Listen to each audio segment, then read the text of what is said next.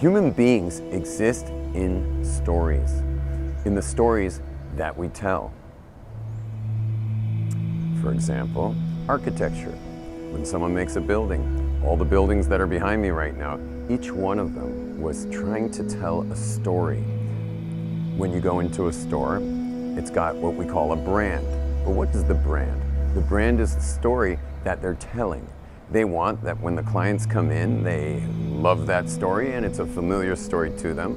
And that's the place they want to buy their lunch or buy their groceries or buy their clothing. It's all about the story that they're telling. When you go into a person's house, so why you chose that carpet, why you chose that table, why you chose those pictures, it's all telling a story.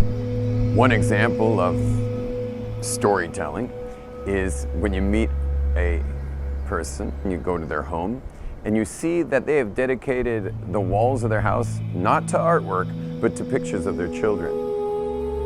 It's a story about our children being the most important thing. Now, I've interviewed a lot of those couples and I've discovered that they were both from families that didn't pay much attention to their kids. And so now their house is telling the story of kids being the most important thing, while I've been to other homes that are covered in artwork and no wall of kids. And they grew up in a home where kids were everything. Kids were like the most important thing in the house. And so when they grew up and made their own homes, they put up artwork instead of a wall of kids. We all exist in stories. In fact, the Jewish people exist in the story of Yetzias Mitzrayim. Sipur Yetzias Mitzrayim. Cultures exist in national stories. America, with all of its stories, wars they've been through, the development of the different cities, the going west. There's, a certain story about those who went to the western areas of the United States. It's all couched in stories. You can go to Disneyland and go to like the out west part of Disneyland, or you can go into Pirates of the Caribbean during the time of the pirates, years ago. Everything exists in stories. The Jewish people have a story. Our story is the story of our leaving Egypt. That was the foundation of our nation. That's what we're made of, is that original story of leaving Egypt.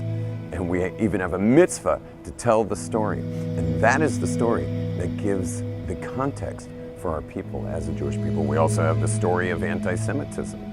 In fact, we have Jewish holidays that are based solely on the salvation we had at the hands of the Gentiles.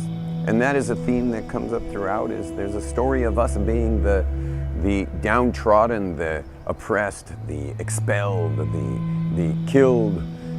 That's part of the national story. But we also have stories about our own life. We live inside our stories. And so whatever happened growing up, relationship to the parents relationship to us, siblings, stuff that happened in school, all of that developed the story that we tell about our life. We live inside that story. But once you live inside a story, it's very hard to see anything outside of that story. But in fact, there is a lot outside of the story. Think about it. The story you tell is based on, the history of your life and your background. But what if you were born 100 yards away? Okay, maybe it would have been a similar story, but it would definitely be a different story if you were born to a different home 100 yards away. Well, what if you were born 200 miles away? What if you were born 2,000 miles away? Your story would just get more and more different.